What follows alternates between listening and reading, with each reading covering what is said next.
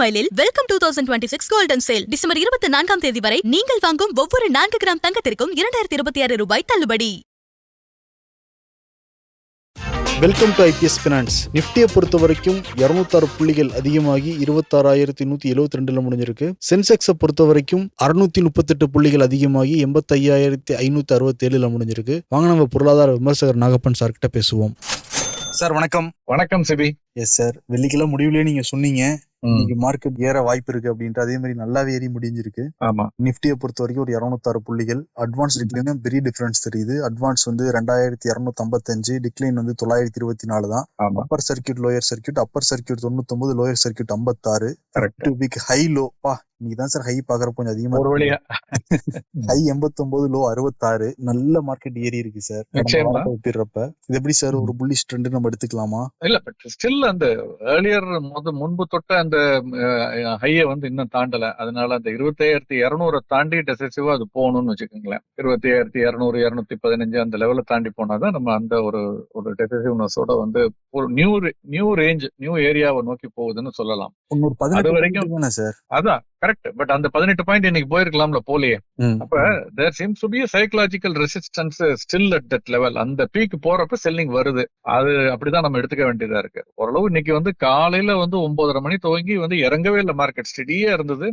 And ரொம்ப கிட்டத்தட்ட range pound தான் வச்சுங்களேன். ஒரு 125, 115 புள்ளிகள், 26,115 அப்படிங்கிறதுல இருந்து 26,177, ஒரு 50 புள்ளிகள் 60 புள்ளிகளுக்குள் தான் இந்த ஏற்ற இறக்கம்ங்கிறதே இருந்தது. இப்படி ஒரு கன்சாலிடேட்டட் நான் பார்த்தது இல்ல. பட் அப்ப கூட அது பிரேக் அவுட் ஆகல. சோ இது மேபி இந்த லெவல்ல நிதானிக்கிறது. நாளைக்கு வந்து பிரேக் அவுட் ஆகுதா இல்லையாங்கிறத பார்க்கணும். It's crucial. பிரேக் அவுட் ஆகிறதுக்கான எல்லா வாய்ப்புகளும் இருக்கு. நீங்க சொன்ன மாதிரி அட்வான்ஸ் வந்து டிக்ளைனை விட 2 மடங்குக்கு மேல் அதிகம். அப்பர் சர்க்கியூட் வந்து லோயர் சர்க்கியூட்டோட கிட்டத்தட்ட 2 மடங்கு அதிகம். அதே மாதிரி 52 வீக் ஹை அதிகம். செக்டர் அது பாத்தீங்கன்னா வந்து பிராடர் மார்க்கெட்ல இருந்து நிப்டி 100, 200, 500 எல்லாமே இன்னைக்கு ஏறி இருக்கு. அப்கோர்ஸ் எதுவும் 1% மேல ஏறல, 1%குள்ளதான். செக்டார் எடுத்துக்கிட்டோம்னா ஐடி செக்டாரும் மெட்டலும் ஒரு ஐடி செக்டார் 2% ஏறி இருக்கு. மெட்டல் ஒரு கிட்டத்தட்ட 1.5% ஏறி இருக்கு. அப்படிங்கறத தவிர மத்த எல்லாமே பாசிட்டிவ் தான். கன்சியூமர் டியூரபிள் மட்டும் ஒரு சின்ன வீக்னஸ், மத்த எல்லா செக்டாரும். சோ ஓவரால் மார்க்கெட்ல ஒரு புல்லிஷ்னஸ் இருக்கிறத நம்ம வந்து நிச்சயமா பார்க்க முடிகிறது. சென்செக்ஸ் எடுத்துக்கிட்டீங்கன்னா 4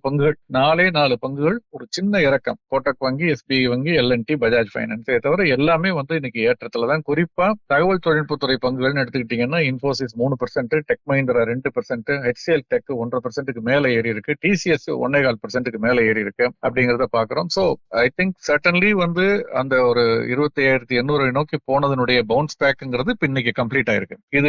இது வந்து அந்த இறங்குனதனுடைய ஏற்றம், கரெக்ஷன், அப்படித்தான் புல் பேக், அப்படித்தான் நான் பாக்குறேன். அந்த புல் பேக்கு அப்புறம் தாண்டி புல்லிஷ் நியூ ரேஞ்சை நோக்கி போகுதாங்கிறது நாளைய முடிவு தான் சொல்லும். அது வரைக்கும் I want to keep my fingers crossed. Technically ஒரு மாதிரி பாத்தீங்கன்னா ஒரு இறங்குனதனுடைய புல் பேக், அந்த இடத்துல ஒரு ரெசிஸ்டன்ஸ் இருக்கிறத என்னால பார்க்க முடிகிறது. 25,200 கிட்ட ஒரு ரெசிஸ்டன்ஸ் இருக்குங்கிறத பார்க்க முடிகிறது. நாளைக்கு பார்க்கலாம் எப்படி இருக்குன்னு. அதே மாதிரி நிப்டி ஐடி 2% மேல தாண்டி இருக்கு.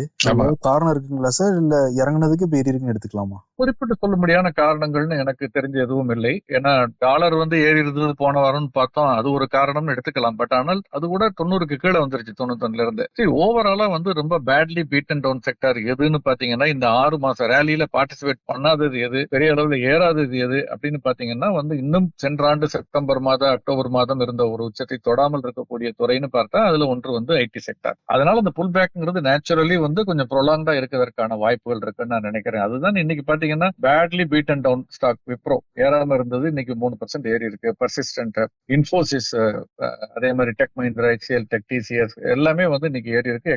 அந்த குறியீடு எடுத்துக்கிட்டீங்கன்னா 10 பங்குகள்ல ஒரே ஒரு பங்கு எம்பசிஸ் மட்டும் தான் ஒரு சின்ன வீக்னஸ். அது கூட சிக்னிபிகண்டான வீக்னஸ் சொல்ல முடியாது, 0.35%. மத்த 9 ஸ்டாக்குமே இன்னைக்கு ஏறி இருக்குங்கிறதுக்கு காரணம் அந்த புல் பேக் ரேலியா தான் நான் பாக்குறேன்னு தவிர புல்லிஷ் ரேலியா நான் அதை இன்னும் பார்க்கலாம்.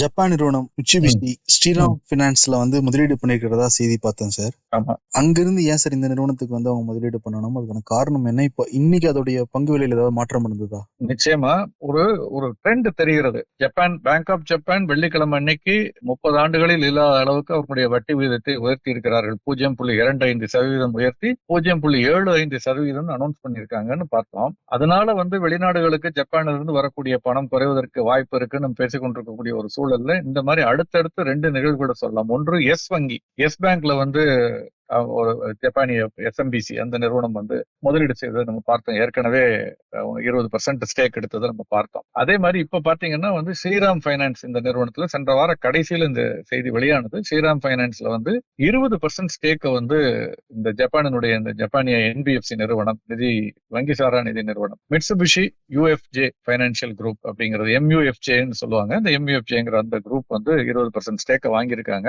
இதற்கு அவர்கள் கொடுத்த விலைங்கிறது கிட்டத்தட்ட 40,000 கோடி ரூபாய். அப்படின்னா இந்த நிறுவனத்தினுடைய விலையை நீங்க பாத்துங்க, 2 லட்சம் கோடி ரூபாய் அதனுடைய சந்தை மதிப்பு அப்படிங்கிற அடிப்படையில் அவர்கள் அதை மதிப்பிட்டு வாங்கியிருக்காங்க.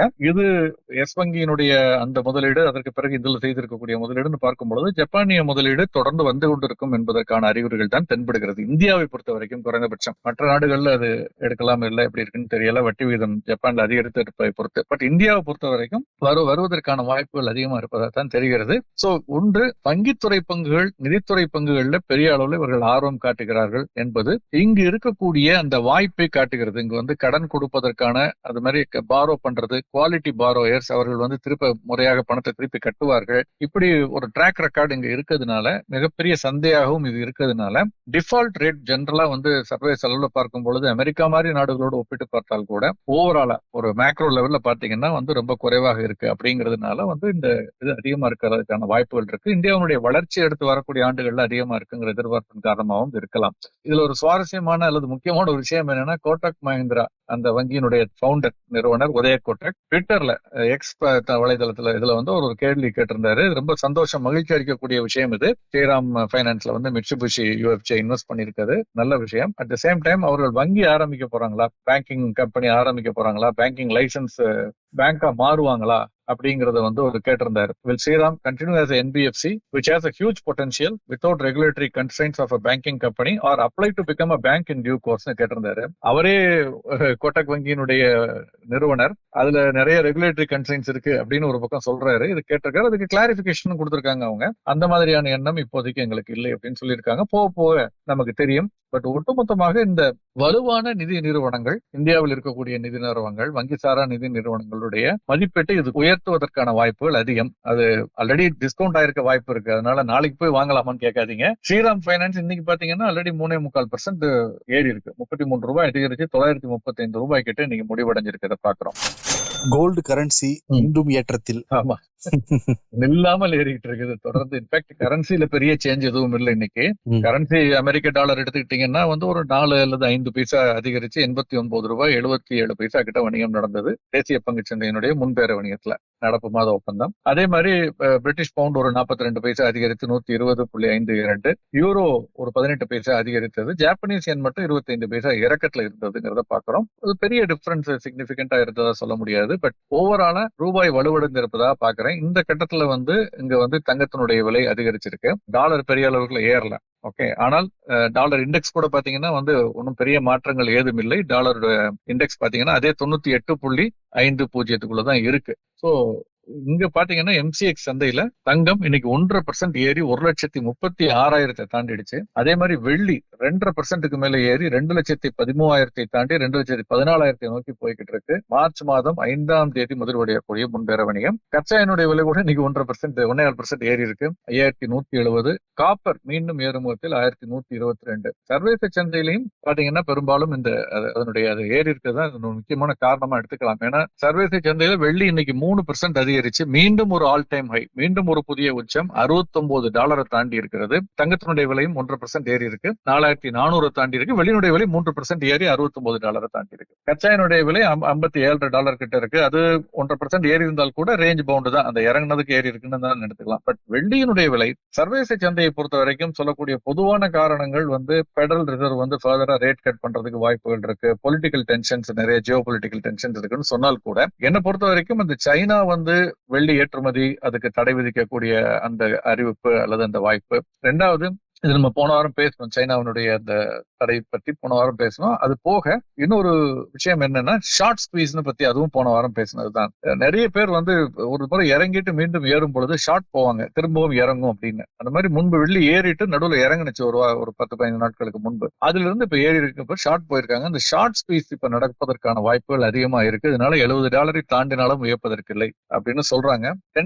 தென் இந்தியாவில் குறிப்பாக பிசிக்கல் வெள்ளி கிடைப்பதில் வந்து தட்டுப்பாடு மீண்டும் ஓரிரு மாதங்களுக்கு முன்பு இருந்தது போல் எழுந்திருப்பதாகவும் அந்த வெள்ளி டீல் பண்றவங்களை கேட்டா சொல்றாங்க. உண்மை நிலவரம் என்னங்கிறது அவங்களுக்கு தான் தெரியும். பட் பொறுத்திருந்து பார்க்கணும். பட் ஒன் திங், நீண்ட பல ஆண்டுகளுக்கு பிறகு ஒரு புதிய உச்சம், ஒரு புதிய உத்வேகத்தோடு தொடர்ந்து ஏறுறத பார்த்தா ஏதோ நிச்சயமா நம் கண்ணுக்கு புலப்படாத ஏதோ ஒரு விஷயம் இருக்கு. ஒன்று சைனாவுடைய ஏற்றுமதி தடையாக இருக்கலாம். அது நிச்சயமா அது ஒரு இம்பார்ட்டன்ட் ரோலை பிளே பண்ணும், ஒரு ஷார்டேஜ் கிரியேட் பண்ணும். ஏன்னா சர்வதேச அளவுல 3/2 பங்கு கிட்டத்தட்ட மைனிங்கிறது அங்க நடக்கிறதா சொல்லப்படுகிறது இருக்கக்கூடிய தரவுகளை பார்க்கும் பொழுது. அது ஒரு காரணமாக இருக்கலாம். அது போக இந்த டிமாண்ட் இன்க்ரீஸ் ஆயிருக்குது அப்படிங்கிறது ஒரு காரணம். பட் அந்த அளவுக்கு வெள்ளியினுடைய விலை ஏறணும்னா முதலீடாகவும் அது பெரிய அளவுல பார்க்கப்படுகிறது ஒரு காரணமா இருக்கும். சில்வர் இடிஎஃப்ங்கிறது 10 ஆண்டுகளுக்கு முன்பு இந்தியாவில் கிடையாது. தங்க இடிஎஃப் மட்டும் தான் இருந்தது. இப்ப சில்வர் இடிஎஃப்பும் இருக்கு. அப்ப வெள்ளியை ஒரு முதலீடா பார்க்கக்கூடிய இளைய சமுதாயம் வந்திருக்கிறதும் ஒரு முக்கியமான காரணமா இருக்கலாம்னு நான் நினைக்கிறேன். ஓகேங்க சார், நிச்சயம் அந்த காரணம் தெரிய வரும்னு நினைக்கிறேன் சீக்கிரம்.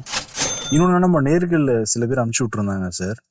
ஊர்ல எல்லாம் இந்த பிட்காயினை வச்சு பிட்காயினை வேற வேற பேர்ல மாத்தி நாங்க ட்ரேட் பண்றோம், கிரிப்டோ அட்வைசர் நாங்க, இதுல முதலீடு பண்ணீங்கன்னா பர் மந்த் 10%ல இருந்து 25% வரைக்கும் நீங்க ப்ராஃபிட் பார்க்கலாம். ஏகப்பட்ட விளம்பரங்கள் மெட்டால, லோக்கல்ல, வாட்ஸ்அப்ல எல்லா பக்கமும் ஸ்ப்ரெட் ஆகிட்டு இருக்கு. எந்த அளவுக்கு நம்பலாம், ஏமாந்து போயிடுறாங்கிற ஒரு இதுமே இருக்கு சார். ஆமா, நிச்சயமா சார். இது மிகப்பெரிய பிரச்சனையாயிட்டு இருக்குது. ஒரு வாரங்களுக்கு முன்பு சொன்னேன், SBI செக்யூரிட்டிஸ் அவர்களுடைய பெயரை தவறாக பயன்படுத்தி அட்வான்ஸ் IPO அலாட்மெண்ட் பண்ணி வாங்கி கொடுக்குறோம், அலாட்மெண்ட்டுக்கு முன்னாடி வாங்கி ரெஜிஸ்டிங்ல வித்தரலாம் உங்களுக்கு ஸ்பெஷலான சொல்லி ஒரு ஃப்ராட் நடந்ததை பற்றி போட்டிருந்தேன். அந்த மாதிரி ஆக்சிஸ் வங்கியினுடைய, கோட்டக் வங்கியினுடைய பெயர்கள் தவறாக பயன்படுத்துகிறது. இப்ப இது புதுசா என்னன்னா, இப்ப புதுசுல இதுவும் ரொம்ப நாள் நடந்துகிட்டு இருக்குது. பட் எப்படி மக்கள் விழிப்புணர்வு அடையாம இருக்காங்கன்னு தெரியல. நான் என்னுடைய நாலேஜுக்கு வந்த உடனே எக்கனாமிக் அஃபென்சஸ் விங்கினுடைய நாலேஜுக்கு நான் எனக்கு தெரிந்தவர்கள் மூலமாக எடுத்துக்கிட்டு போயிருக்கேன். ஏன்னா செபியினுடைய கட்டுப்பாட்டில் இது வராதுங்கிறது நிறைய பேருக்கு தெரியல. செபியிடம் எடுத்துக்கொண்டு போனேன், அவங்க சொல்லிட்டாங்க தெளிவா, இது எங்களுடைய கட்டுப்பாட்டில், இது பொருளாதார குற்றம் சம்பந்தப்பட்டது, அவர்களிடம் எடுத்துக்கிட்டு போங்க, நாங்கள் அனுப்புறோம். அவங்களும் அனுப்பிச்சிருக்காங்க, எனக்கு தெரிந்த மேலதிகாரிகள் அனுப்பிச்சிருக்காங்க. சோ இதுல என்னன்னா இது திரும்ப திரும்ப பல முறை சொல்லிட்டோம், கிரிப்டோ கரன்சி ட்ரேடிங்கிறது இந்தியாவுல இன்னும் வரைமுறைப்படுத்தப்படாத ஒன்று. அதற்கான நெறிமுறைகள் முறையாக வகுக்கப்படவில்லை. அதற்கான சட்ட திட்டங்கள் இன்னும் நடைமுறைப்படுத்தப்படவில்லை, வரல. முதல்ல வரைவு கூட வரல. அந்த மாதிரியான சூழ்நிலையில நம்ம இப்படி போய் யாரோ சொல்றாங்க, ஏதோ ஒரு விளம்பரம் கொடுக்குறாங்க, அதை பார்த்து இன்னொருத்தர் நான் பணம் பண்ணேன்னு சொல்றாரு, ஒரு SMS காட்டுறாரு, ஒரு வாட்ஸ்அப்பை காட்டுறாரு, ஸ்கிரீன்ஷாட் காட்டுறாரு, நானும் போட்ட பணம் எனக்கு திரும்பி தடவை வந்துருச்சு அப்படின்னு சொல்லி மேலும் அதிகமா முதலீடு செய்யறது, இப்படி இந்த மாதிரி பண்றதெல்லாம் அப்புறம் மொத்தமா வாங்கிட்டு போயிடுவாங்க. இது இந்த வைராஜாவை விட மோசமான ஒரு விஷயம் இது. ரொம்ப கவனமா இருக்கணும்னு நான் நினைக்கிறேன். இந்த மாதிரி யாராவது உங்களை அணுகுனாங்க, வாட்ஸ்அப்ல அனுப்புறாங்க, மெசேஜ் அனுப்புறாங்கன்னா அவங்களை யாரு ரெகுலேட் பண்றாங்க? மத்திய ரிசர்வ் வங்கி ரெகுலேட் பண்ணுதா, செபி ரெகுலேட் பண்ணுதா, இல்ல IRDA அவங்களுக்கு இதுக்கு சம்பந்தம் இல்ல, அப்படி யாராவது ரெகுலேட் பண்றாங்களா? இதற்கான ரெகுலேட்டர்ஸ் யாரு? ஏதாவது ஒரு பிரச்சனைகள் ஏற்பட்டால், குற்றச்சாட்டுகள் எழுந்தால் யாரிடம் நாங்கள் முறையிடுவது?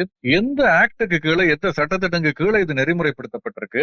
இந்த மாதிரியான விஷயங்களை எல்லாம் கேட்டு அதற்கு பிறகு முதலீடு செய்யறது ரைட்டு. நான் முதல்ல பக்கத்து வீட்டுக்காரர் சம்பாரிச்சிருக்காரு, ஏத்து வீட்டுக்காரர் சம்பாரிச்சிட்டாரு, நான் போட்ட பணம் தடவை வந்துருச்சுன்னு 2வது அதிகமா போட்டு அதுக்கு தான் அவங்க காத்திருப்பாங்க, 2வது வராது. இந்த மாதிரி மாட்டிக்கிட்டு அதுக்கப்புறம் அரசு என்ன செய்தது, செபி என்ன செய்ததுன்னு கேட்டா ஒண்ணும் செய்ய மாட்டாங்க. அதுதான் உண்மை. வருத்தமா இருக்கு சொல்றதுக்கு, நான் பாயிண்ட் பிளாங்கா சொல்றேன். அதுக்கப்புறம் நாம செய்யற தவறுக்கு, நம்ம செய்யக்கூடிய இதுக்கு மற்றவர்கள் யாரும் நம்ம பொறுப்பெடுத்துக்க வேண்டியதுதான். திரும்ப திரும்ப நான் தயவு செஞ்சு ரெக்வஸ்ட் பண்ணி கேட்டுக்கிறேன், நம்ம கண்ணுக்கு நேரம் சொந்தக்காரங்களை நம்ப மாட்டேங்கிறோம், நண்பர்களை நம்ப மாட்டேங்கிறோம். நம்ம தெருவுக்கு அடுத்த தெருவில் இருக்கக்கூடிய ஒரு மியூச்சுவல் ஃபண்ட் டிஸ்ட்ரிபியூட்டரையோ, ஒரு ஸ்டாக் புரோக்கரையோ, ஒரு காப்பீடு விற்கிறவரையோ நம்ப மாட்டேங்கிறோம். கண்ணுக்கு தெரியாமல் ஏதோ இணையதளத்துல யாராவது ஒருத்தர் அனுப்புறாரு, அவர் அனுப்புறாருன்னு சொல்லி அதை நம்பி பக்கத்து வீட்டுக்காரர் போட்டார், எழுத்தவர் போட்டாருன்னா அவர் போட்டதுனால மட்டும் நம்ம போய் போடுறோம். இது நிச்சயமாக தவிர்க்கப்பட வேண்டியதுன்னு நான் நினைக்கிறேன். இது unless otherwise it is regulated and இல்லைன்னா it better not to touch. நிச்சயம் சார், இது நிறைய பேருக்கு நிச்சயம் விழிப்புணர்வா இருக்கும். ஆமா, எஸ் சார், ரொம்ப நன்றி சார். நிறைய தகவல் பகிர்ந்துக்கிட்டீங்க. Thank you sir.